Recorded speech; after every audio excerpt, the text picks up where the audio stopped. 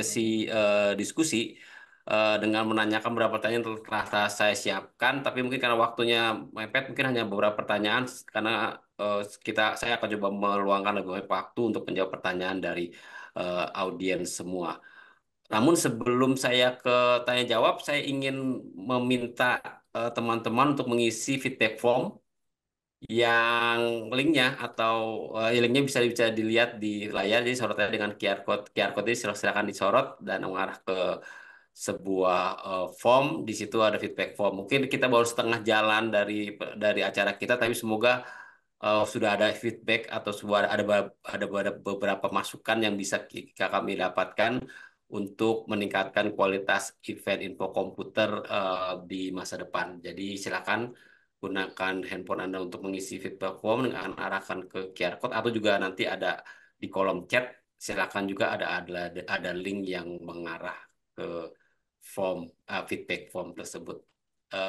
Oke, mungkin saya kasih 30 detik untuk teman-teman eh, mengisi atau diisi nanti barengan deh bersamaan dengan saya melakukan diskusi panel. Oke, sekarang mungkin cepat aja ke Pak Bambang. Pak Bambang tadi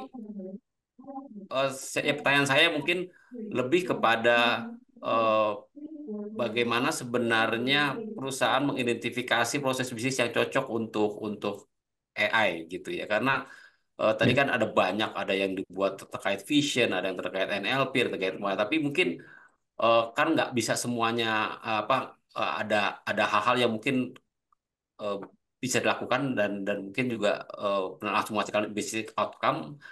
Tapi gimana mengidentifikasinya? Mungkin Pak Bambang udah pahami pertanyaan saya Pak ya. ya, baik. Ini tentang ini ya. Saya kira terkait dengan bagaimana perusahaan mengadopsi AI dan kira-kira strategi yang diperlukan seperti apa ya. Ya kira-kira itu. Yang pertama saya kira adalah start from small gitu. Jadi eh, bisa kita berpikir dalam dalam apa untuk berpikir sangat besar bagi perusahaan atau bagi bisnis, tetapi implementasinya saya kira start from small. Itu yang Hmm. eh, pertama gitu.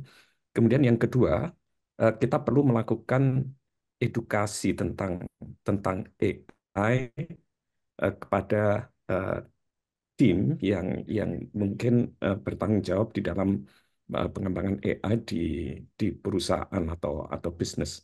Itu bisa melalui buku-buku, artikel, online course, webinar, eh, conferences, dan berbagai macam sumber yang bisa apa, diikuti gitu. Kemudian yang Hmm. ketiga, itu perlu mengidentifikasi use cases yang memiliki impact yang besar begitu ya bagi perusahaan gitu atau bagi bisnis gitu karena ini AI bisa diterapkan dalam banyak hal begitu. Computer vision untuk absensi misalnya begitu ya.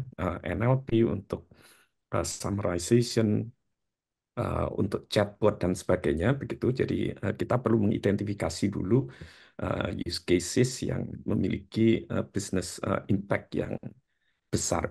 Jadi misalnya saja, apakah AI akan diterapkan untuk customer service and support? Jadi misalnya menggunakan chatbot atau virtual assistants, apakah akan digunakan untuk marketing dan advertising, gitu misalnya ya, untuk personalisasi atau untuk predictive Hmm. analytics, atau akan digunakan untuk sales dan lead generation, misalnya dengan melakukan lead scoring atau sales forecasting, atau akan digunakan untuk content creation gitu, untuk biasanya untuk marketing ya, pembuatan video, animasi dan sebagainya, atau akan digunakan untuk fraud detection dan risk management, misalnya untuk anomali detection tadi ya, Hmm. atau untuk supply chain gitu. Tetapi apapun eh, apa use cases yang perlu kita identifikasi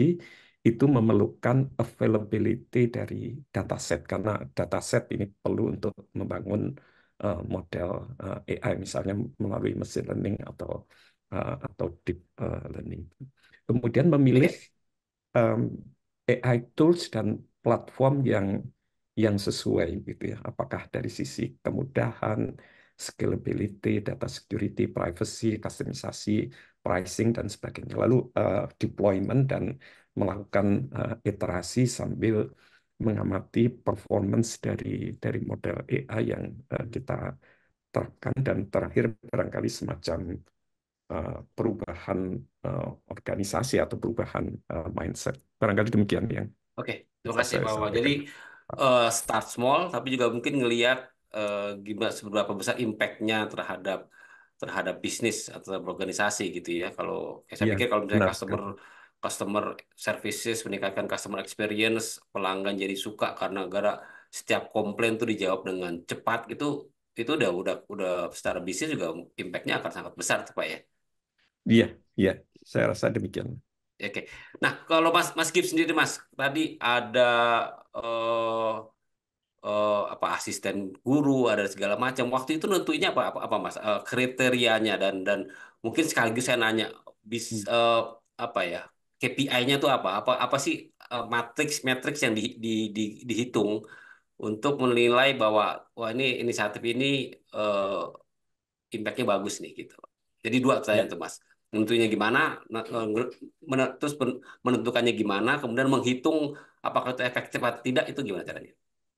ya sebenarnya ini juga relate dengan poin yang tadi didiskusikan dengan Prof. Bambang ya. Ini memang betul Ya. sekali mengenai value. Jadi pada intinya secara prinsip memang harus clear sekali bagaimana kita mendefinisikan value yang ingin di-unlock ya dengan kita mengimplement AI ini.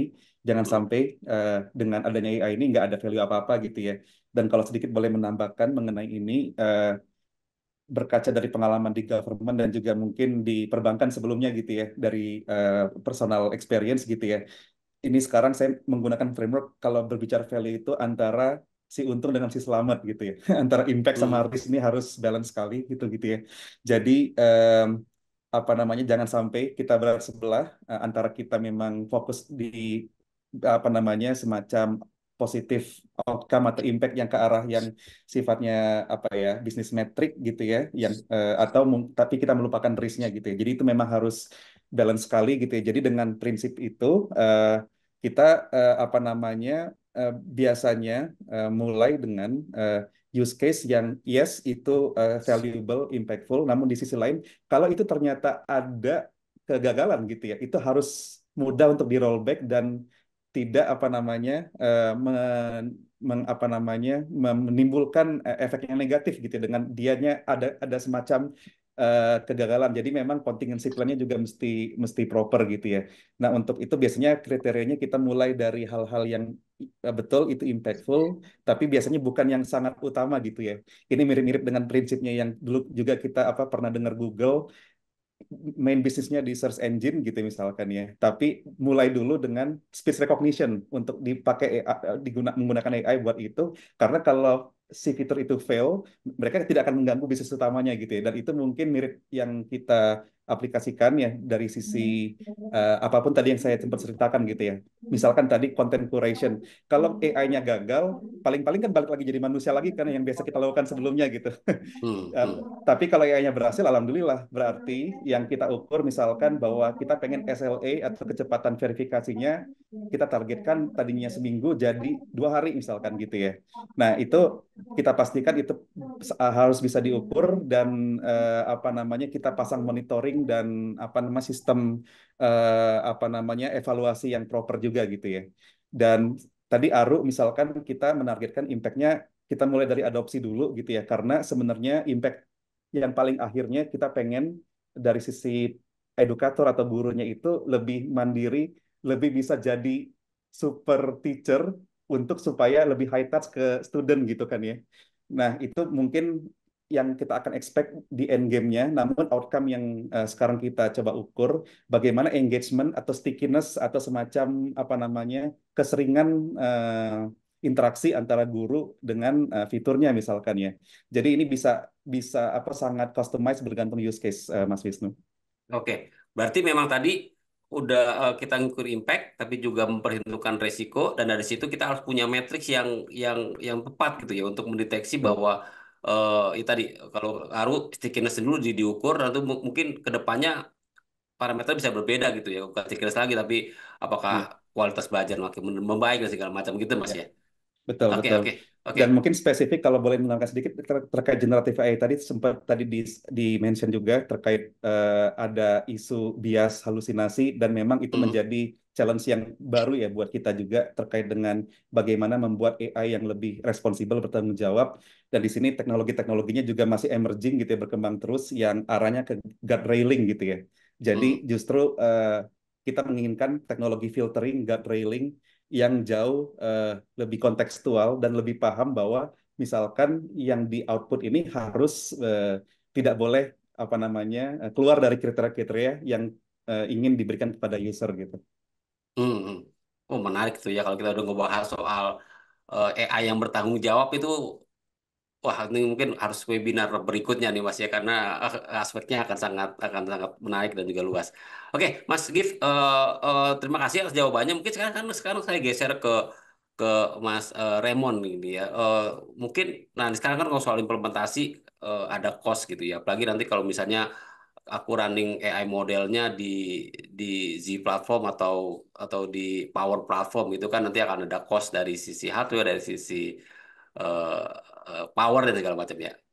Gimana tuh Mas? Tadi oke, udah ada outcome yang bisa kita ada outcome yang ingin kita raih, ada risk yang sudah kita perhitungkan, ada matrix yang kita tetapkan. Tapi dari sisi cost, gimana Mas? Menjustifikasi gitu ketika kita mau mulai AI, ada cost yang harus muncul. Justifikasi apa yang sebaiknya diperhitungkan, Mas? Ya, thank you, Pak Wisnu. Ini pertanyaan yang bagus banget. Artinya kalau orang katanya ya, kalau udah mulai nanya kos, berarti artinya tertarik nih. Kalau udah Hmm. nanya harganya. Iya, iya, Ya, betul, jadi betul. memang betul.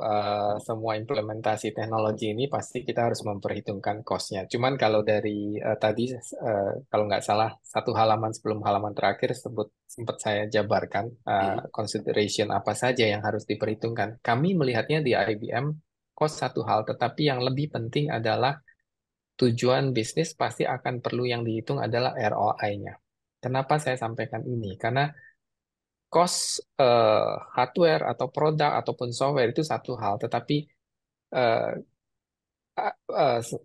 sebagai satu organisasi itu nggak bisa memisahkan cost itu dengan objektifnya.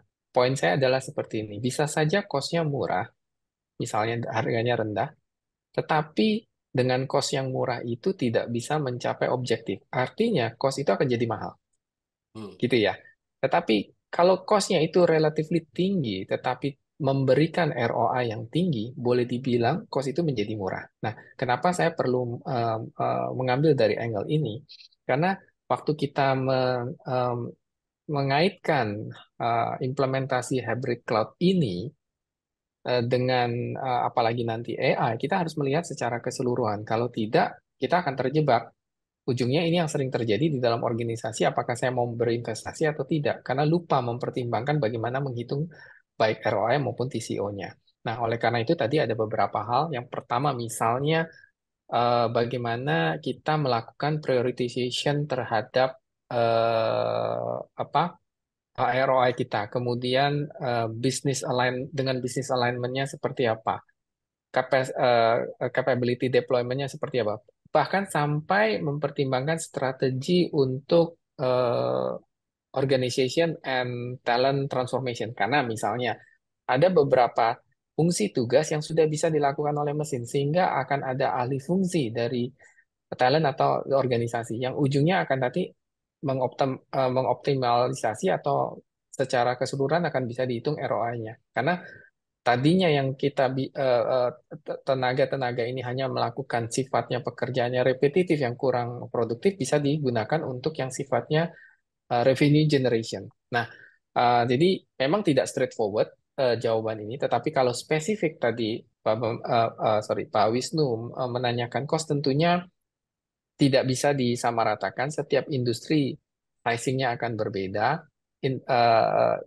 intensitas penggunaan resources di IT-nya akan berbeda sehingga tapi secara umum boleh dibilang secara average kalau kita hanya lihat dari tinjauan infrastruktur hardware, hybrid cloud secara umum bisa memberikan efisiensi atau penghematan cost efisiensi 15 sampai 35% misalnya. Hmm. Tapi itu tergantung industrinya apa, penggunaannya apa dan seterusnya. Mudah-mudahan ini bisa menjawab pertanyaan waktu kita bicara cost. Saya selalu bilang kita harus consider dari Hmm. secara lebih komprehensif dan Oke. holistik. Tapi tadi apakah Ya, hybrid cloud dapat menurunkan biaya itu, Mas? Menurunkan cost. Tadi 30% itu udah didapat dari ya eh, secara hmm, umum akan seperti itu pendekatannya, tapi perlu dilihat lagi detailnya nanti mungkin kalau kita ada waktu lebih panjang ini harus dilihat nih yang di industrinya apa, datanya seberapa hmm. besar itu akan mempengaruhi semuanya. Iya. Ya, tapi rule of thumb-nya ketika AI itu berjalan di lingkungan hybrid akan lebih efisien dibanding melempar semua data ke itu. Apalagi ketika datanya kebanyakan di on-premise Tergantung gitu ya. misalnya contoh paling simpel seberapa misalnya organisasi ini menggunakan AI itu untuk customer service. Berapa Hmm. jumlah pelanggan mereka itu kan harus dihitung juga. Oh, Dari oke. situ bisa kelihatan. Misalnya ada perusahaan yang pelanggannya jutaan e-commerce. Ada yang pelanggannya mungkin cuman Ribu, ratusan. 1.000. Hmm. Ya mungkin tidak akan efektif misalnya menggunakan hybrid bisa aja cloud semua kalau terlalu kecil. Nah itu tergantung Oke. harus dihitungnya lihat. Jadi spektrumnya cukup luas untuk Oh, bisa oke, dijawab oke. secara. Oke, sip. Nah, mungkin sekarang pertanyaan terakhir sebelum kita beralih ke tanya jawab audiens ya, Mas Wisnu sini. Lebih gini sih, Mas. Kan mengelola dua environment yang berbeda itu sangat complicated ya, maksudnya itu tadi hybrid, ada dua environment yang harus dikelola. Kemudian kita pengen AI juga, berarti kita harus memastikan data konsolidasi konsolidasi datanya bagus, kemudian AI itu bisa di training dengan ke data yang tepat dan segala macam. Bagaimana kompleksitas ini bisa diatasi sih Mas ketika kita ngomongin AI di atas hybrid cloud? Ya.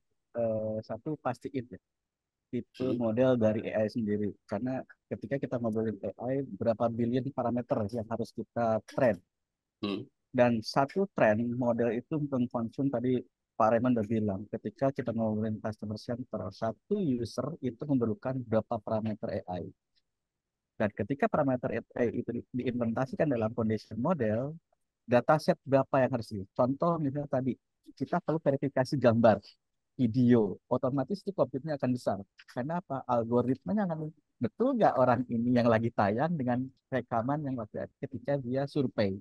Itu akan hmm, besar karena akan melakukan komparisi. Komparasi secara dari mimik segala macam. Oh, ternyata ini asli, bukan rekaman atau bukan virtual cam dengan kondisi record waktu survei. Seperti itu. Nah, itu akan menjawab tadi juga lanjutkan. Cost-nya akan jadi berapa? Bandingkan gambar yang sekitar misalnya sebesar 100 mega dikali 1 juta pelanggan bisa kebayang datanya. Nah, tadi untuk mengakalin tadi gimana biar hybrid cloud itu efektif tadi ketika misalnya contoh gimana sih efektifnya kalau hybrid cloud itu diterapkan ke dalam suatu industri. Ketika industri itu adalah multi regional, mau tidak mau dia harus konsum cloud. Tapi ketika customer itu cuma duduk di satu lokasi, Jakarta men-serving semua Nusantara, berarti Jakarta lah cocoknya di on-prem. Hybridnya gimana? Hybridnya di depan adalah hanya untuk front end, di mana nanti setelah pre-train model diterapkannya di cloud. Tapi datasetnya di bawah di cloud center. Nah itu seperti itu sih. Jadi ada banyak strategi yang harus kita concern karena tadi nyangkut cost juga. Itu ada triknya sih, banyak soalnya Oke, oke. Berarti emang strategi. emang ya, berarti emang harus didefinisikan gitu ya, apa apa Betul. Hmm. requirement-nya seperti apa dan Hmm. nanti Hmm. bisa dicari itu strategi Hmm. atau ya Betul. arsitektur yang cocok untuk menjawab kebutuhan tersebut. Kira-kira Iya. gitu ya, Mas ya. Ya, ingat dengan 3 bar yang tadi di awal slide. Hmm. Teknologi apa yang kita punya, mau seperti apa. Terus tadi Mas Haris, 3 hal itu harus diperhatiin dulu. Nah, nanti di situ akan terdefinisikan tuh sebenarnya AI itu tuh akan seperti apa. Oke. Paling simple tadi ada pertanyaan. Paling simple AI itu untuk apa? Untuk reputation task yang tadi. Dengan AI itu akan menjawab ya mendekati 99% kalau emang datanya akurat. Jadi efektivitasnya 99, nggak pakai belakangnya 99 aja, karena Hmm. yang sisa 0,9 itu perlu supervise manusia tetap, karena AI Oke. tidak bisa replace manusia, beda, neural networknya beda. Kalau kata Pak Bambang itu otaknya beda. Karena AI itu Oke. software, hardware digabung biar kayak manusia. Tapi kalau manusia emang manusia. Seperti itu. Oke. Gitu, Mas Wisnu. Ya, ya. Ya, di pekerjaan saya yang repetisi itu adalah menjadi moderator di webinar nih Pak. Jadi kalau Betul. misalnya ya. Jadi Jangan. semoga nanti ada virtual Wisnu Nugroho gitu ya supaya Ya, saya ya, bisa santai-santai di ya. rumah yang gantiin saya gitu. Tugas saya cuma buat pantun doang paling. Pantun. Nah itu Oke. sebetulnya Belum bisa bisa membantu soalnya. Mas Mas Wisnu di Iya. cloning, jadi multi Oh iya, event betul betul. dengan Biar adanya AI. iya biar Itu. saya nggak usah jadi moderator lagi.